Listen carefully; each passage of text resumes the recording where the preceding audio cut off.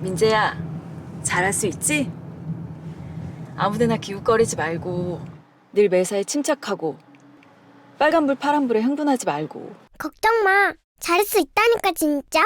시작이 어려운 주린이가 걱정되신다면 대한민국 주린이집 이베스트 투자증권.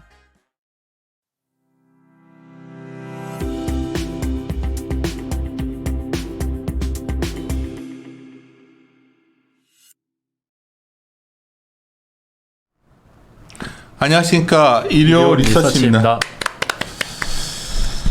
항공주도 얼마 전에 자료 수신한 내용 녹음할까 하다가 하여튼 워낙 좀 분위기가 이래서 오늘은 오래간만에 이제 아침에 종목별로 굉장히 이제 하방이 좀 제한적인 것들 종목이 하나 있어 그 얘기했던 거고, 두 번째는 이게 좀 6월 8일날 나온 자료인데 워낙 시장이 안 좋아서 제가 그때 녹음을 안 했던 거예요. 그냥 뭐 근데 지금 하여튼 모멘텀으로 본다면 이 소위 원전 모멘텀이 분명히 있는 것 같아서 관련주가 여러 가지가 있는데 사실 여기도 별로 안 다뤘더라고. 그냥 표만 있고. 근데 이제 뭐가 진짜인지도 잘 모르겠고. 하여튼 분명한 거는 전기료를 어느 좀 우리가 인플레를 위해서 전기료를 방어하려면 원전 가동 불가피한 거 아니에요? 수출도 해야 되고. 그렇죠. 이제 지금 한국전력이 연간 한 20조 정도 적자가 30조 얘기하던데? 네, 세게 더 안 좋게 보시는 분들은 한 30조고 저는 한 20조 정도 이렇게 보고 있는데요. 그걸 그나마 좀 메이크업을 하려면 원전 가동률을 높이긴 해야 됩니다. 근데 여기서 궁금한 거는 시작하셨으니까 우리가 한전은 바이잖아요, 지금. 네.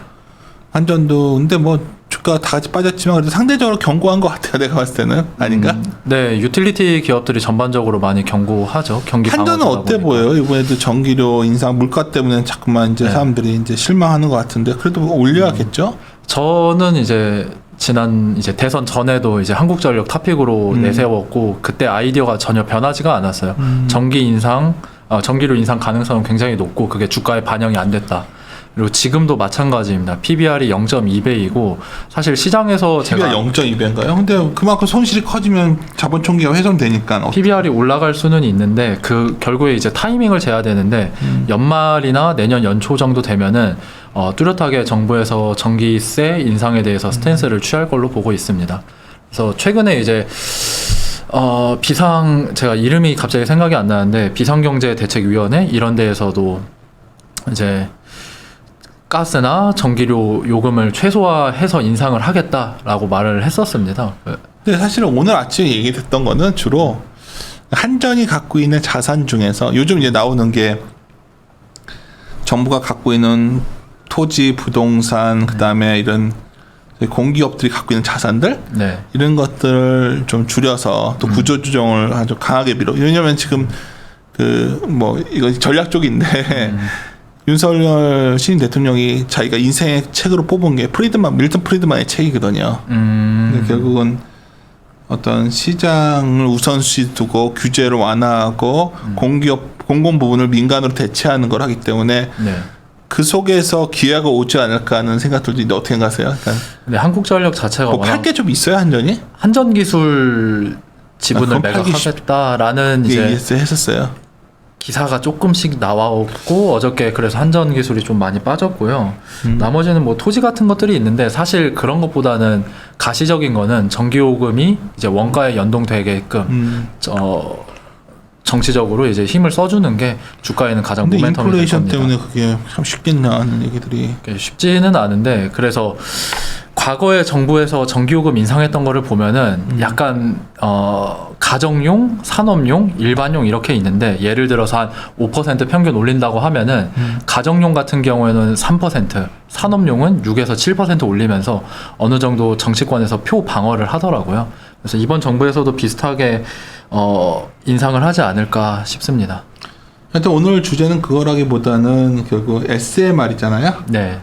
그래서 이쪽 시장이 커지고 있는 것 같고 정부도 밀어붙일 것 같아요. 지금 상황은. 네. 근데 관련 기업을 많이들 회자돼서 막 주가도 많이 올려왔다 그러는데 나 잘 모르겠더라고. 회사 하나하나 보면 좀 진짜 그 분야가 맞는지도 잘 모르겠고. 네네. 뭐 그냥 유튜브나 그냥 증권 방송에서 떠드는 분들이야 그냥 이 관련주다 얘기하면 그만이지만 사실 관련주가 진짜 뭐가 있는지도 잘 헷갈려서 몇 개 안 되는 것 같기도 하고 뒤에 좀 말씀해 주실 거죠? 네네. 시작합시다. 좀 들어볼게요, 세미나를. 네, 그럼 이제 시작하도록 하겠습니다. 이번에 원자력 관련해가지고 이제 인덱스 자료를 냈는데요. 윤석열 신임 대통령도 당선이 됐고, 바이든 대통령도 한국이랑 미국이랑 완전 동맹을 맺겠다라고 말한 만큼 사실 원자력의 방향성에 대해서 지금 되냐 안 되냐 논의하는 거는 이제 그 단계를 넘어갔다고 저는 판단하고 있습니다. 그래서 이번 리포트 같은 경우에는 3페이지 보시면은 파트 1 대형 원자력 발전소를 해부를 해봤어요. 설계도를 까봐가지고 이 원자력 발전이 어떤 원리로 작동이 되고 서플라이 체인은 뭐가 들어가고 있고 이 서플라이 부품주들이 여러 가지 이야기가 나오고 있는데 실제로 진입 장벽이 높은 부품은 뭐냐라는 것들이 이제 파트 1에다가 담았고요. 그래서 파트 1 자료를 보시게 되면은 이제 원자력 관련해가지고 많은 종목들이 있는데 뭐가 진짜고 뭐가 가짜인지 좀 판별하실 수 있는 이제 인사이트가 생길 걸로 생각합니다. 파트 2 같은 경우에는 SMR입니다. 뭐 작년 말부터 많이 이야기가 나왔었는데 이제 소형 모듈형 원전인데 그럼 대형 원전 대비해가지고 어떠한 강점, 약점이 있고 지금 기술 개발 상황은 어디까지 됐는지 이제 파트 2에다가 담았습니다. 파트 3는 이제 원전 산업을 한눈에 볼 수 있는 데이터들을 들고 왔는데요. 이제 시간 관계상 이제 파트 1이랑 파트 2 설명드리면서 이제 파트 3 내용을 중간중간에 녹여드리도록 하겠습니다. 그럼 5페이지 가가지고 이제 핵분열의 원리인데요. 가장 기본적인 것부터. 이건 안다. EMC의 제곱 아인슈타인 맞지 않나요? 네, 아인슈타인이 말한 EMC 제곱 질량 에너지 등가 법칙인데 질량 에너지 등가 법칙이 그림으로 보시는 게 오른쪽에 있는 핵분열 반응식입니다. 그래서 우라늄이 있고 중성자랑 부딪히게 되면은 바륨이랑 크립톤으로 분리가 되고 에너지와 중성자 세 개가 뛰쳐나오게 됩니다. 근데 이제 반응 전 질량이랑 반응 후 질량이랑 비교를 하면은 반응 후에 질량이 감소를 해요. 그럼 그 감소한 질량만큼 뭐가 됐냐? 에너지가 된 거죠. 그래서 아인슈타인이 말한 질량 에너지 등가 법칙이라는 게 이 그림을 보시면은 쉽게 이해가 가능하실 겁니다.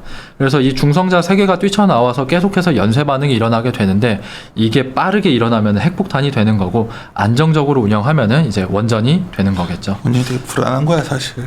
폭탄이나 이거 다 원리 똑같은 거 아니에요? 똑같죠. 예. 사실 핵분열의 원리를 이제 그러니까 어떻게 하냐. 탄원전이라는 게 완전히 틀린 건 아닌데 참 이게 인류의 딜레마네. 네. 네. 6페이지 넘어가도록 하겠습니다. 그러면은 저희가 원자력 발전소라고 딱 하나로 말을 하는데 종류가 굉장히 다양해요.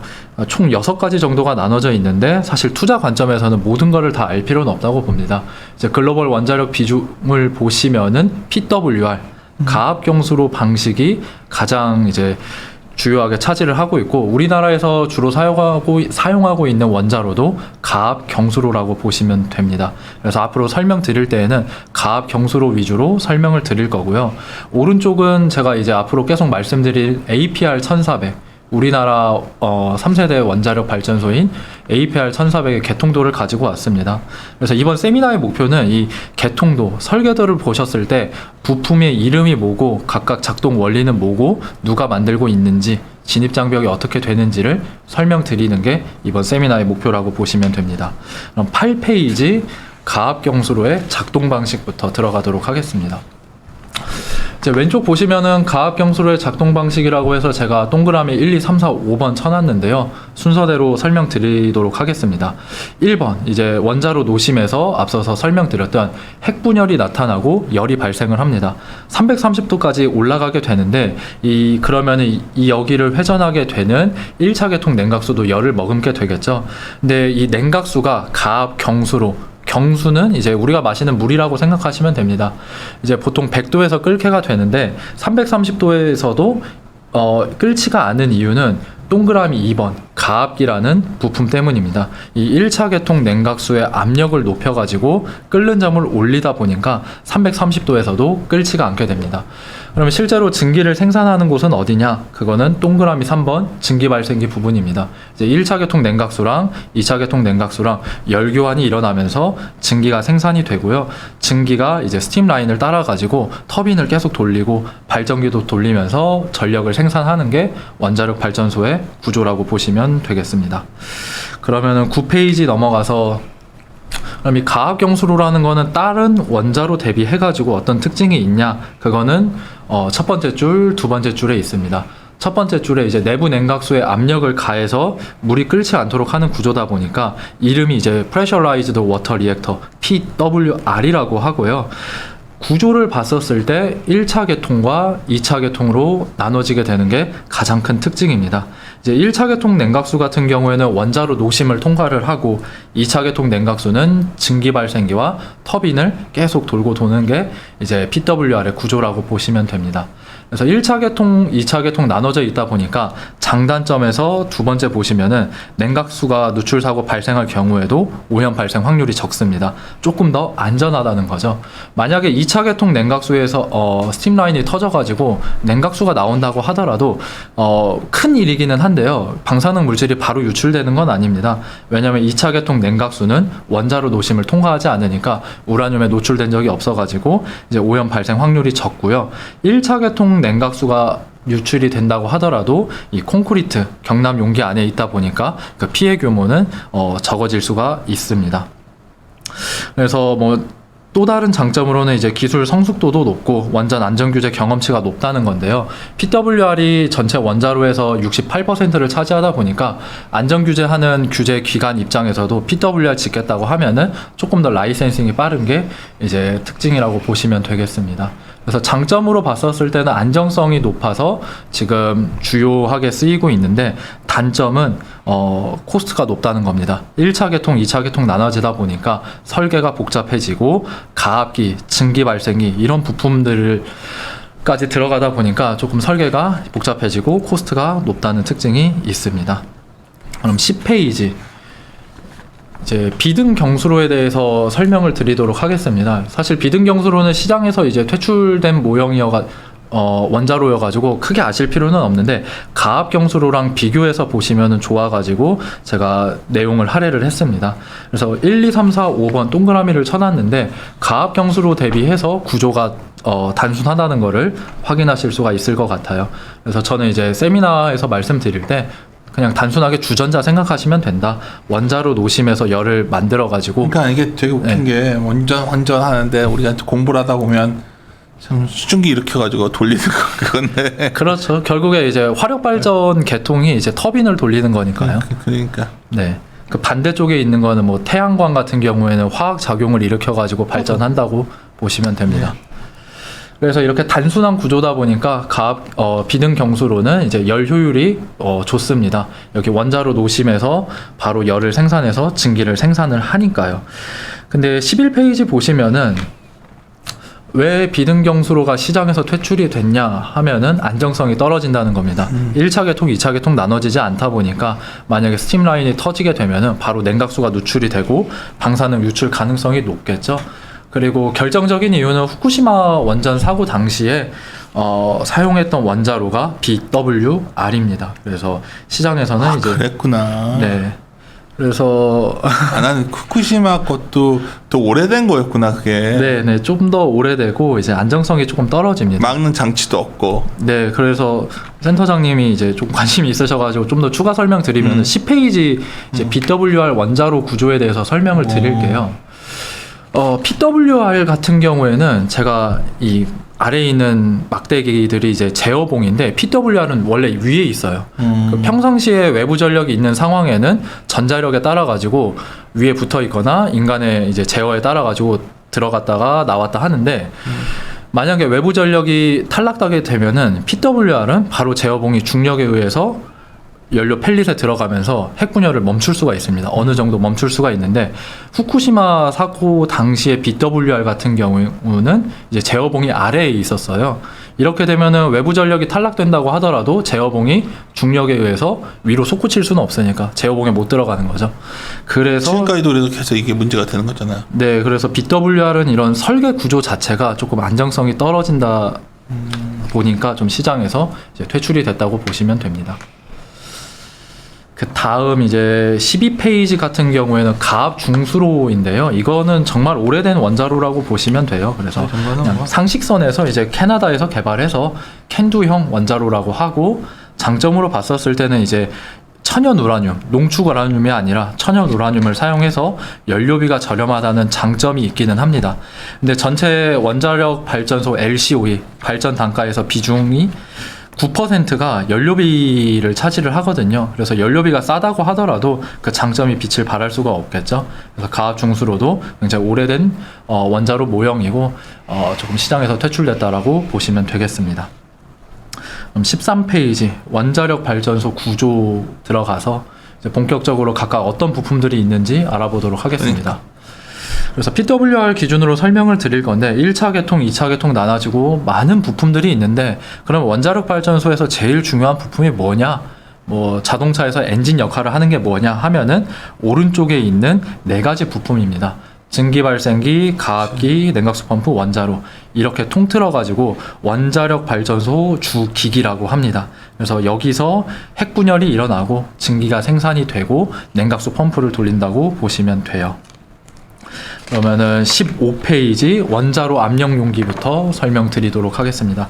이제 설계도에서 봤었을 때 가장 중앙에 있는 부품인데요. 그만큼 굉장히 중요한 역할을 한다고 보시면 됩니다. 이제 사람 몸으로 치면은 이제 갈비뼈 역할을 하는 거고요. 원자로 노심을 보호를 하고 냉각수 흐름을 만드는 구조로 설계가 되어 있습니다. 그래서 단면도를 보시게 되면은 제가 동그라미 1, 2, 3, 4, 5번 쳐놨는데 냉각수 흐름이라고 보시면 돼요. 1번 인렛 로즈를 통해 가지고 냉각수가 들어와서 2번, 3번, 4번 노심을 쭉 통과하면서 열을 머금겠죠. 그렇게 되면은 증기 발생기로 쭉 5번으로 향하게 됩니다. 근데 이 원자로 압력 용기 같은 경우에는 우리나라에서는 두산에너빌리티가 만들고 있고 전 세계적으로도 이 생산업체가 상당히 제한적입니다. 그 배경은 이제 16페이지에 있는데요. 여기 하나 나왔네요. 그러면 두산. 네, 두산에너빌리티의 카탈로그를 가지고 왔는데 이런 단조 설비, 용접 기술, 조립 라인, 쉬핑할 수 있는 설비 이런 공장을 가지고 있는 국가는 사실 5개 국가밖에 없습니다.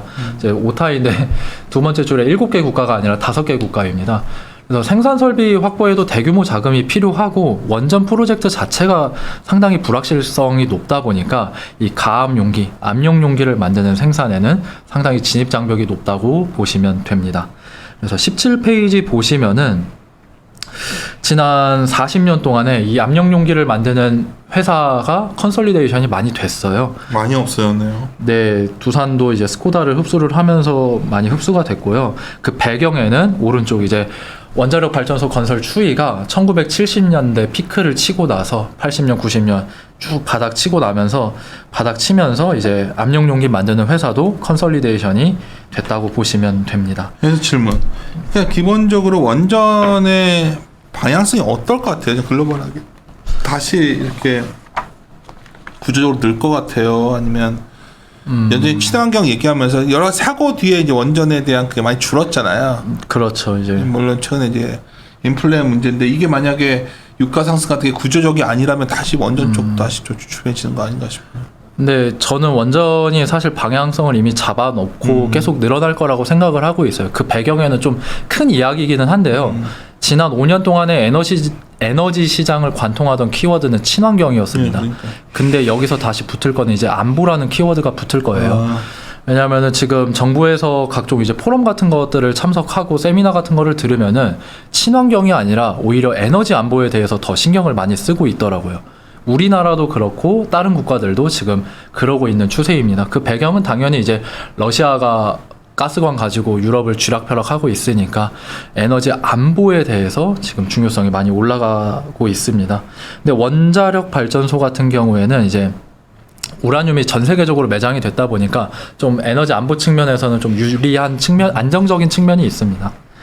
그래서 원전은 좀 방향성은 이미 잡혀 있다라고 보고 팔아먹을 있고요. 수 있다. 네. 그래서 2010년도 컬럼을 보시게 되면은 아레바는 이제 프랑스고 미쓰비시 중공업은 일본, 그리고 도시바 웨스팅하우스 일본, 히타치 G는 JV 형태, 두산중공업은 한국, 캔두 에너지는 캐나다, 그리고 아래는 이제 러시아어인데 이제 롬스톰으로 돼가지고 5개 국가에서밖에 지금 가압 용기를 생산을 안 하고 있습니다.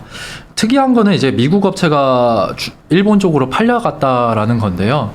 우리나라도 이제 탈원전 5년 동안 원전 서플라이 체인이 좀 망가지기는 했었는데요. 미국은 지난 30년 동안 신규 원전을 짓지를 않았습니다. 그러면서 웨스팅하우스나 GE가 일본 쪽으로 팔려갔던 거죠.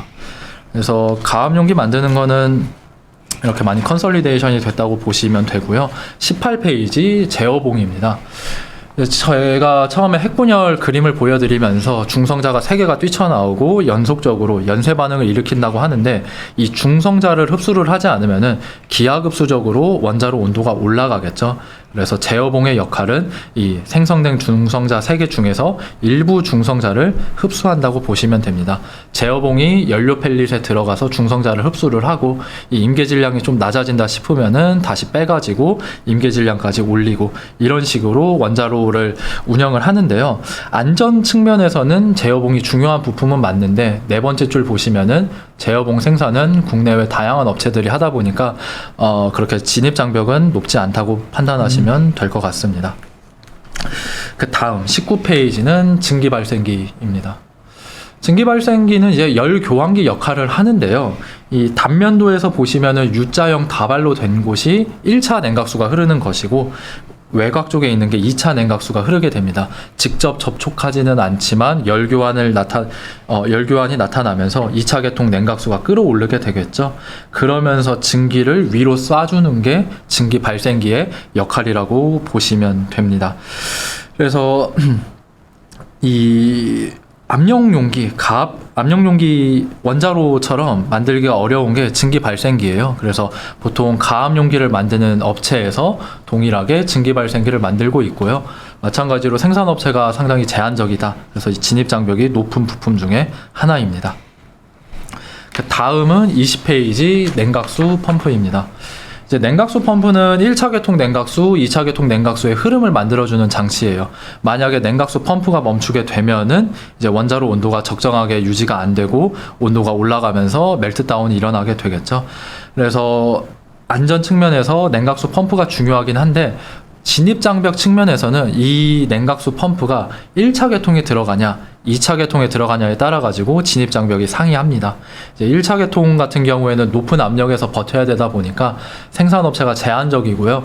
반면에 2차 계통에 들어가는 클래스 2 밸브나 펌프는 많은 업체들에서 생산을 하다 보니까 그렇게 중요하지 않은 부품이라고 보시면 돼요. 그래서 이제 원자력 관련된 종목 중에서 막 이름이 거론되는 것들 많은데 펌프나 밸브 만든다고 해서 이게 모든 똑같은 원자력 업체가 아니다라고 판단하시면 될 것 같습니다. 여기가 굉장히 맹점이 있는 것 같아요. 펄프나 밸브 업체가 이제 원전 관련주다 이거서 막 주가 움직였는데 네. 안에 매출 구성을 보면 관련주가 아닌 경우도 아닐 수도 있고 진입 장벽도 생각보다 그러니까. 낮을 수도 있다. 그래서 이거를 좀 중요 포인트니까 체크하셨으면 좋겠어요. 네, 그래서 기업 분석이나 투자하실 때 이 1차 계통에 들어가냐, 2차 계통에 들어가냐 이거를 확인하시면은 이제 아실 수 있을 것 같습니다. 마지막 이제 21페이지 가압기인데요. 이제 가압기 같은 경우에는 1차 계통 냉각수의 압력을 높게 유지시켜주는 부품입니다. 원전 주기기 부품 중에 하나이기는 한데요. 사실은 이제 진입 장벽이 그렇게 높지는 않아요. 전 세계적으로 많은 기업에서 생산을 하고요. 원전을 수입하는 국가에서 첫 번째 니즈는 부품 국산화예요. 원전 산업을 일으켜야 되니까요. 그 중에서 가장 빨리 되는 부품 중에 하나가 가압기와 앞서 말씀드린 제어봉입니다. 그래서 가압기는 이제 주기기 중에 하나기는 한데 그렇게 만드는 거는 좀 쉽다. 이렇게 보시면 될 것 같고요. 22페이지 원전 제어 설비입니다. 원자력 발전소 주기기는 아닌데 진입 장벽이 높은 부품 중에 하나예요. 원자로의 온도와 압력, 수소 포화도, 임계 질량 같은 거를 측정을 해가지고 제어를 해주는 설비를 만들어주는 건데 세 번째 줄 보시면은 이 제어 설비 설계를 하려면은 원전 운영 경험이 필요합니다. 그래서 수입하는 국가 입장에서도 이거를 국산화하기가 상당히 까다로워요. 그리고 우리나라도 원전을 이제 계속 부품을 국산화를 했는데 가장 후발단에서 성공한 게 원전 제어 장비라고 보시면 되겠습니다. 마지막은 이제 이 관련해서 그러면 두산이 적혀 있는데 네. 두산이 이거를 그러면 어느 정도 기술적으로 위에 있는 거예요? 이거는 근데 두산도 연관성은 있는데 뒤쪽에 보시면은 이제 오케이, 하여튼 네, 있다 뒤쪽에 없다 하면 좀 더 네. 관련은 있는데 사실 매출액 이미- 측면에서는 의미는 있지는 않습니다. 오케이. 23페이지 이제 터빈입니다. 터빈 같은 경우에는 뭐 항공기 터빈도 만들기 어렵고 화력 발전도 만들기 어려운데 마찬가지로 원자력 발전소 터빈도 만들기가 어렵고 보통 그룹 내에서 같이 만들어요. 두산 에너빌리티가 주기기도 만들고 두산 그룹 내에서 터빈을 만들고요. 미쓰비시 그룹도 그룹 내에서 원자로 주기기와 터빈을 만들고 있습니다. 그래서 이것도 마찬가지로 진입 장벽이 높다고 보시면 될 것 같아요. 그래서 제가 부품 하나하나씩 설명을 드렸는데 전체적으로 랩업을 이제 요약을 해서 27페이지 그림에 정리를 해놨습니다. 이제 우리나라 대형 원자력 발전소인 APR 1400의 투시도인데요. 보시면은 제가 별표를 쳐놓은 부분이 이제 진입 장벽이 높은 부품이라고 보시면 됩니다. 터빈, 제어 설비, 증기 발생기, 원자로 이것들이 가장 이제 진입 장벽이 높아가지고 이것들을 생산하는 업체 아니면 관련된 부품 업체들만이 제 생각에도 원자력 관련된 기업이다라고 말씀드릴 수 있을 것 같습니다. 그래서 26페이지를 갖고도 저 기업을 얘기해줘요. 네, 그래서 이제 기업 아까 단까지 진입이 어려운 증기 발생기 관련 기업 있나요? 증기 발생기 관련된 기업은 이제 두산 에너빌리티에서 만들고 있고요. 나머지 스몰캡 같은 경우는 이제 여러 가지 부품들 들을 만들고 있는데 가장 이제 진입 장벽이 높은 거는 우진이 만들고 있는 원자로 계측기 그리고 우리 기술이 하고 있는 제어 설비가 있습니다. 이제 제어 설비 부분은 앞서서 말씀드렸다시피 국산화하기가 좀 어려운 부품이고요. 우진 같은 경우에는 원자로 계측기를 만들고 있는데 원자로 안에 들어가는 중요한 부품이다 보니까 아무나 만들지를 못합니다. 그리고 나머지 업체에서 생산하고 있는 것들은 이제 조금 진입 장벽이 그렇게 높지는 않아 가지고 나머지 업체들은 조금 원자력 관련된 종목이라고 보기에는 제 기준에는 맞지는 않습니다. 우리 기술 같은 게 제어 설비인데 네. 전체 매출에서 이 원전 제어 설비 차지하는 비중이 어느 정도예요? 우리 기술은 이제 42% 꽤 정도 높네요. 차지를 하고요. 네. 우지는 한 25% 차지를 하고 있습니다. 그래서 제가 원전 관련돼 가지고 사실은 이제 이벤트 플레이처럼 정책들이나 이제 바이든이 방한했었을 때나 해외에서 뉴스들이 있었을 때 종목들이 주가들이 많이 움직이더라고요. 오히려 펀더멘털보다는 이제 이벤트 플레이로 많이 들어가시는 것 같은데 최소한 기준은 가지고 있어야 된다고 생각해요. 펀더멘털을 안 보신다면은. 그럼 그 기준이 이제 세 가지가 있겠죠. 첫 번째, 진입 장벽이 높냐? 두 번째, 매출액 비중이 높냐? 세 번째, 그리고 캐털리스트. 저는 그거를 SMR로 보고 있습니다. 그래서 이제 우진이나 우리 기술은 이제 진입 장벽도 높고 매출액 비중도 높은데 SMR이랑 유의미하게 연관성이 있는 종목은 이 우진, 일진파워, BHI 정도로 꼽을 수가 있을 것 같아요. 예전에 이제 2012년도 당시에 우리나라에서 스마트라는 SMR을 만든 적이 있는데 이 세 업체들이 각각 부품을 한번 만들어 본 적이 있습니다. 근데 지금 윤석열 정부에서도 새로운 SMR을 개발을 하려고 이제 정책들을 내놓고 있는데 이 아마 업체들이 또 여기에 기여를 하게 될 걸로 봐가지고 좀 이 세 종목들이 캐털리스트가 있지 않나 해서 이제 세 개 종목을 이제 꼽아서 이제 설명드리고 있습니다. 근데 우진 우리 기술한테 뒤에는 CB나 BW가 좀 있나 보네요. 네, 우진 같은 경우에는 좀 있어가지고 제가 사실 이번 리포트에 종목들을 다 붙이지 않은 거는 시간이 조금 촉박했어요. 종목들을 다 면밀히 보기에는 좀 시간이 촉박해서 한 달이나 두 달 정도 뒤에 이제 종목 다 그 얘기는 랩업해서 좀 하면 안 되고 네. 하여튼 좀 뒤져봐야 될 것 같아 기업. 네, 하나. 네. 맞지? 오케이 그 정도로 마무리합시다. 좀 뒤져보도록 하고 이제 대형 원전 관련해서는 이제 설명을 다 말씀드렸고 이제 SMR 말씀드리도록 하겠습니다. 39페이지인데요. SMR이 조금 개념이 처음이신 분들도 있을 것 같아가지고 단어 하나하나로 이제 스몰, 모듈러, 리액터 분해를 해가지고 SMR 설명드리도록 하겠습니다. 이제 스몰이라는 거는 출력 용량이 대형 원자력 발전소 대비해가지고 4분의 1 수준이라고 보시면 돼요. 네, 원자력 발전소 같은 경우에는 과거 트렌드가 원래 대형화가 추세였어요. 크게 만들면 크게 만들수록 규모의 경제에 따라가지고 발전 단가를 낮출 수 있으니까요. 그래서 사진에서 보시는 것처럼 고리 1호기, 신고리 4호기 보이시면은 설비 용량이 0.6기가와트에서 1.4기가와트까지 계속 증가하는 게 과거 원전 산업의 트렌드였습니다. 근데 원전 산업보다 더 커다란 산업이 전력 시장에서 변화가 발생을 했죠. 첫 번째는 후쿠시마 발전 사고가 나타났고 두 번째는 태양광과 풍력, 친환경 발전의 중요성과 속도가 빨라지게 됐습니다. 여기서 이제 조금 설명을 드려야 되는데 태양광이나 풍력 같은 경우는 일별 출력 변동성이 굉장히 높아요. 자연 환경에 따라 가지고. 그러면 이 출력 변동성에 맞춰 가지고 다른 발전기들도 이 출력 감발을 해줘야 되는데 대형 원자력 발전소는 그게 힘듭니다. 터빈을 한번 돌렸다가 멈췄다가 돌렸다가 멈췄다가 하면은 관성이 붙을 수가 없겠죠. 그래서 이런 전력 시장의 변화에 맞춰가지고 원자력 산업계에서도 그럼 대형 원전이 아니라 소형 원전을 한번 만들어 보자라고 해서 SMR의 중요성이 부각을 받고 있다고 보시면 되겠습니다. 근데 지금 어쨌건 스팟라이트는 받고는 있는데요. 이게 산업화가 되려면은 40페이지 모듈러 공법이 성공을 해야 됩니다. 쉽게 말씀드리면 조립식 주택이라고 생각하시면 돼요. 원자력 발전소는 원래 현장에서 건설을 하는 건데 SMR은 공장에서 한 60에서 70% 만든 다음에 현장에서는 시공만 하는 거죠. 그러면은 보통 한 9년 정도 대형 원자력 발전소는 시공이 한 9년 정도 걸리는데 SMR은 3년 안에 끝낼 수가 있게 됩니다. 거기에 따라서 이제 발전 단가도 하락을 할 수가 있겠죠. 그리고 세 번째 줄 보시면 이제 원전 건설 기간 예측이 가능해지는데 그러면 프로젝트 리스크도 하락하고 자본 조달 비용도 낮아지다 보니까 발전 단가가 낮아질 수가 있습니다. 마지막 41페이지 리액터인데요. 대형 원자력 발전소는 주기기들이 각각 분리된 형태예요. 왼쪽 보시면은 이제 APR 1400 주기기들이 분리가 되어 있는데 SMR은 하나의 가압 용기 안에 일체형 원자로로 만들었다라는 게 가장 큰 특징입니다. 이렇게 하면은 두 가지 장점이 있는데 첫 번째는 안정성이 높아집니다. 원자력 발전소 사고가 터지면은 이 주기기를 연결을 하는 스팀 라인이 먼저 터지면서 냉각수가 뿜어져 나오게 되는데 이 가압 용기 안에다가 부품들을 몰아서 넣으니까 용접도 최소화할 수 있고 만약에 불의의 사고로 용접이 터지다 스팀 라인이 터진다 하더라도 가압 용기가 또 보호를 해주고 있으니까 안전해질 수가 있겠죠. 그래서 안정성을 확보할 수 있고 두 번째로는 부피도 줄일 수가 있습니다. 그래서 대형 원전 대비해가지고 이렇게 크기가 줄어들게 되는 게 SMR의 장점이다 라고 보시면 될 것 같아요. 그럼 44페이지 넘어가서 원자력 발전이라는 게 결국에 안정성이랑 경제성 두 가지를 잡아줘야 되는데요.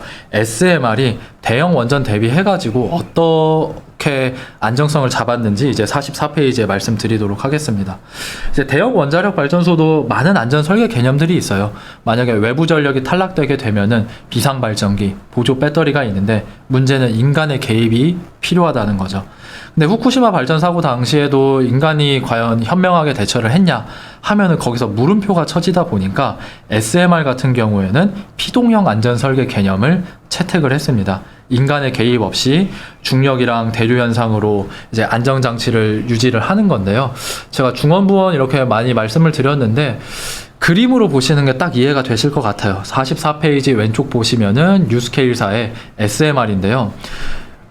이 모듈, 원자로가 워낙 작다 보니까 수조 안에다가 빠뜨려가지고 운전을 할 수가 있어요. 그래서 불의의 사고로 원자로 온도가 올라간다고 하더라도 수조 안에 있는 물이 이 열을 머금고서 기화를 하게 되겠죠. 천천히 기화를 하게 되고 원자로도 온도를 내려가게 되고 종국에는 그냥 가만히 냅둬도 원자로 온도가 내려가게 하는 게 이 피동형 안전설계 개념이라고 보시면 됩니다. 그래서 세 가지가 없는 거죠. 추가적인 인간의 개입도 필요 없고 외부 전력도 필요 없고 냉각수 공급도 필요 없다라고 해가지고 이렇게 설계 측면에서 안정적으로 설계를 한 게 SMR의 이제 안정성이라고 보시면 돼요. 그래서 44페이지 네 번째 줄 마지막에 보시면은 안전거리 측면에서는 대형 원전이 한 16km나 되는데요. 사고가 터지게 되면은 대피구역이 16km인데 미국 뉴스케일사 같은 경우에는 한 230m만 안전거리를 두면 되니까 충분히 이제 설계 측면에서는 안정적이다라고 보시면 되겠습니다. 근데 논란이 많은 거는 이제 경제성 부분이에요. 46페이지입니다. 이제 친환경을 주장하시는 분들 같은 경우에는 SMR 그 대형 원전 대비해가지고 경제성 안 나온다라고 하면서 뭐 논문 자료도 제출을 하시고 그러시고 반대쪽에 있는 원전 산업에 계신 분들은 SMR이 충분히 LCOE 발전 단가가 낮다고 이제 많은 논문들도 만드시고 공청회나 뭐 이제 토론하시는 데서 많이 싸우시는데 제가 봤었을 때는 사실 정답은 없는 것 같아요. 실제로 만들어 봐야지 이 경제성을 입증할 수 있는 거고요. 왜냐하면 이 LCOE라는 게 많은 가정이 들어가거든요. 가동률이 좀만 변하더라도 발전 단가가 올라가기도 내려가기도 하고 이제 할인율을 몇 % 먹이냐에 따라 가지고 이게 연구자의 입김이 많이 들어가는 게 사실 LCOE입니다. 그래서 이 자리에서 제가 SMR이 경제성이 있으니까 이거는 되는 사업이다 라고 말씀드리는 거는 좀 경솔한 것 같고요. 제가 말씀드릴 수 있는 거는 이 산업이 어떻게 변할 수 있겠다 라는 거는 좀 말씀드릴 수 있을 것 같습니다. 그래서 46페이지인데요. 대형 원전 같은 경우에는 규모의 경제를 통해 가지고 발전 단가를 낮췄습니다. 근데 SMR은 소형 모듈형 소형 원전이다 보니까 그럴 수가 없겠죠. 그래서 대량 생산 체제를 통해 가지고 LCOE를 낮추는 게 이 산업의 방향성이라고 보시면 돼요. 그래서 모듈형 생산, 설계 단순화, 표준화, 공급망 효율화를 하는 게 이 SMR의 방향성이라고 보시면 됩니다. 그럼 47페이지로 넘어가실 건데, 그러면은 원자력 산업이 제 생각에는 항공기 제조업 산업이랑 비슷하게 흘러갈 가능성이 높습니다. 소수의 업체가 전체 시장을 독과점할 수가 있는데 그건 학습 곡선 때문이에요. 왼쪽 보시면은 대형 원자력 발전소의 학습 곡선 같은 경우에는 6번째 발전소에서 끝납니다. 왜냐면은 현장에서 만들고 나서 다시 또 다른 데 가가지고 지질 조사하고 공청회하고 뭐 주민 수용성도 체크를 해야 되고 그래야 되다 보니까 학습 곡선이 길게 뻗어나갈 수가 없겠죠. 근데 오른쪽 항공기 제조업 같은 경우에는 학습 곡선이 길게 이어지게 됩니다. 근데 SMR 산업 방향성도 이렇게 될 가능성이 높은 거죠. 그래서 빠르게 경제성을 입증한 SMR 업체가 대량 생산 체제를 갖추고, 대량 생산 체제를 갖추면은 학습 곡선에 따라 가지고 더 발전 단가를 낮추고 더 많은 수주를 따고 이 플라이휠이 크게 돌면서 소수의 업체가 전체 시장을 점유하지 않을까라고 전망을 이제 인사이트가 저는 말씀을 드리고 있고요. 그 두 번째 이제 49페이지 공급망 효율화 부분입니다. 원전 산업 같은 경우에는 국내 경쟁밖에 안 해요. 창원 공장에 있는 업체들은 한수원이나 두산 에너빌리티에만 납품을 하지 해외 업체에 납품하는 업체들도 조금 있기는 한데 그렇게 많지는 않거든요. 그래서 산업별로 학습 효과를 비교를 하면은 가장 꼴찌에 있는 게 왼쪽 라진 뉴클리어 리액터입니다. 그나마 좀 산업화를 한 게 라진 뉴클리어 위드 모듈라이제이션, 우리나라나 중국, 일본처럼 산업단지를 이룬 게 3에서 5% 정도인데 사실 다른 산업에 비하면 미미한 거죠. 왜냐하면 항공기 제조업만 하더라도 보잉이나 에어버스는 티어 1, 2, 3 나눠가지고 이제 부품 업체들을 관리를 하는데 원전 산업은 그렇게 되지를 못하고 있습니다. 대형 원전 산업은. 근데 SMR 같은 경우에는 이제 공장에서 만들다 보니까 이제 글로벌 컴피티션을 붙일 수가 있겠죠. 그래서 부품 업체들도 이제 만약에 SMR이 대중화가 되게 되면은 이제 글로벌 경쟁을 해야 되고 몇몇 업체들은 뭐 생존을 하거나 더 큰 기회를 얻거나 할 것 같습니다. 그러면은 이제 마지막으로 56페이지 보시도록 하겠습니다. 마지막으로 이제 SMR이 그러면은 뭐 여러 가지 장단점이 있는 건 알겠는데 개발 진척 상황이 어떻게 되냐를 짚어드리도록 할게요. 맨 왼쪽에 있는 컬럼은 APR 1400 대형 원전이고 오른쪽부터 스마트 100이 이제 SMR입니다. 그래서 글로벌하게 가장 앞서 있는 SMR을 가지고 왔어요. 한국, 미국, 러시아, 아르헨티나, 중국인데요. 이 5개 중에서 또 앞서 있는 게 러시아와 아르헨티나, 중국입니다. 그래서 러시아 같은 경우에는 이미 상업적으로 성공한 이제 전력을 생산하고 있는 SMR을 보유를 하고 있는데요. 제가 이제 편집 관계상 사진을 넣지는 않았는데 이 러시아의 SMR이 그냥 바지선 위에다가 소형 모듈형 원전을 얹혀가지고 그냥 해안가 따라가지고 전력을 생산해주는 그 정도 수준이라고 보시면 돼요. 이거를 수출을 하는 게 아니라 산업화를 하는 게 아니라 그냥 기술 개발을 한 정도라고 보시면 됩니다. 마찬가지로 아르헨티나나 중국도 지금 SMR을 건설 중에는 있는데요.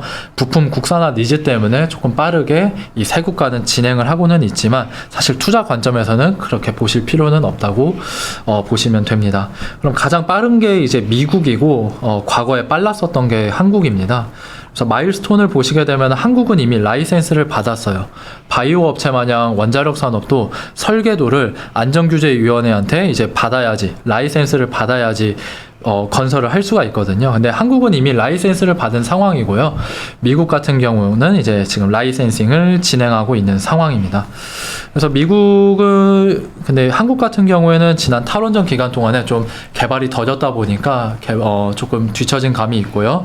미국 뉴스케일사가 글로벌하게는 가장 빠르기는 한데 사실 중국 목표가 2029년입니다. 그래서 상업화 전력 생산 들어가는 거는 본격적으로는 한 30년이 돼야지 될 걸로 보고 있습니다. 이거 보니까 우리나라가 꽤 이게 어떻게 보면 과점화된 시장에서 네. 높은 위치를 차지하고 있는 거네요. 그렇죠. 그때까지- 과거에는 그랬는데 2015년도까지만 해도 SMR 개발이 상당히 빨랐습니다. 이제부터 해더라도 위치를 많이 잃은 건 아닌. 네, 그래서 이제 빨리 따라잡으면은 한 2030년 정도 되면은 이제 우리나라도 좀 SMR 전력 생산이 되지 않나 싶어요. 원에 2030년 넘어. 네. 그다음에 그래서 SMR까지 다 말씀을 드렸고요. 뒤쪽은 이제 기본적인 뭐 산업 데이터들이어가지고 제가 추가적으로 이제 앞서서 말씀드리면서 많이 녹여드렸습니다. 내용들을. 그러면 기업 얘기 좀 할까요? 하나 종목 하나 넣었는데 67페이지. 네, 두산 에너빌리티인데요. 사실 제가 NR로 제시를 한 거는 NR이네. 네, 시가총액이 이제 많이 올라와 있고 전체 많은 사업을 유지를 하고 있어요. 두산 에너빌리티 같은 경우에는 뭐 두산 인프라코어, 두산 밥캠, 뭐 그러니까 연결이 원전 너무 많아. 네, 원전 사업뿐만이 아니라 풍력 사업도 같이 하고 있다 보니까 두산 에너빌리티가 아니라 다른 이제 스몰캡 기업들에서 좀 기회를 찾는 게 좋지 않겠나 해가지고 지금 NR로 제시를 드리고 있습니다. 그래요. 아까 그 종목 언급했던 그 표의 종목들을 좀 더 깊게 들어가 보자. 오늘 이번에는 그냥 어떻게 보면 원전을 소개해주고 네, 방향성을 했다면 이제 종목단은 좀 더 밑단으로 가야 된다는 얘기네요. 네, 그래서 원래 계획은 뭐 종목까지 붙이려고 했었는데 그게 그 이제 종목은 탐방- 자료가 안 나왔기 때문에 이 정도로 오늘은 하는 게 맞는 것 같은데. 네, 그래서 탐방 다 다니고 좀 자세하게 제가 본 다음에 특히 의견 드리도록 하겠습니다. 아까 보니까 12BW 있는 것들은 요새 좀 조심스러워서 결국 그런 좀 약간 그 기업의 실질적으로 재무 상황도 좀 체크해주고 네. 그래야 될 것 같은데. 알겠습니다. 이거 6월 8일 자료 나와서 콜 좀 하고 세미나 좀 다니셨잖아요. 반응 어땠어요? 반응은 이거 자료 어디서 공부해서 받았냐? 이거 했냐? 이런 거랑 두 번째로는 이제 대형주보다는 스몰캡 종목에 조금 집중해야 되지 않냐라는 의견들이 많았습니다. 아무래도. 다 생각은 그런데 막상 또 종목 뒤지면 별로 없잖아 이게. 네, 그래서 좀 쭉정이들은 좀 빼고 진짜 원전 종목들을 찾아봐야 되겠죠. 한전 얘기는 잘 안 물어봐요? 한전 이야기는 별로 관심이 없어서 이제 그러니까. 마지막에 언급은 드리는데요. 이제 솔직히 말해서 제가 전기요금 인상 가능성 높다고 계속 말씀드리는데 그렇게 뭐 많이 설득은 안 되는 것 같더라고요. 실제로 주가도 그 전기요금 인상에 대해서 반영도 안 하고 있고요. 지금 반응을 안 하고 있는 걸 보는 게 맞나요? 네, 주가도 원래 한전이 0.3배에서 0.4배가 보통 평시 상황인데 지금 0.2배까지 내려왔는데 그게 이제 원가 연동형 요금제에 대해 이게 실행이 안 될 거라는 불신이 주가에 반영된 게 0.2배라고 보시면 됩니다. 그럼 그게 한다 그러면 0.3배, 0.4배 가는 거면 그것만 해도 50% 오르는 거네? 네, 그래서 저는 한국전력 충분히 좋다라고는 하는데 만약 시장은 이제 비관적으로 보시는 것 같아요. 그거 뭐 쉽게 안 된다 이렇게. 저 인플레 때문에 안 된다 그러는데 제가 봐도 다른 방식을 통해서라도 원가 연동을 할 것 같은데 느낌이. 그렇죠. 그쵸. 아버지 칩시다 했었던 힘든 시기이기 때문에 더 백투더 베이식으로 시장은 매일매일 매크로 이슈에 반대 물량에 뭐에 이제 거의 공포에 그게 갈 것 같은데 이제부터 기업 분석 열심히 할 때가 온 것 같아서 제가 오늘 녹음 오늘부터 좀 이거 애널리스트한테 얘기를 하고 있는 중이니까 다음에 항공주도 한번 좀 다뤘으면 좋겠고. 네. 알겠죠? 프리뷰 관련해가지고 말씀드리겠습니다. 합시다. 뭐 이럴 때 시작을 해야지 뭐. 마무리 짓도록 하겠습니다. 함께 고민하시죠.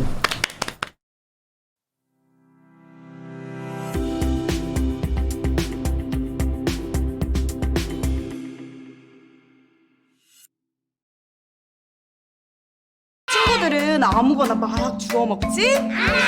파란불 빨간불에 흥분하지? 친구들 따라서 우르르 몰려다니지? 시장이 어려운 주린이가 걱정되신다면 대한민국 주린이 집 이베스트 투자증권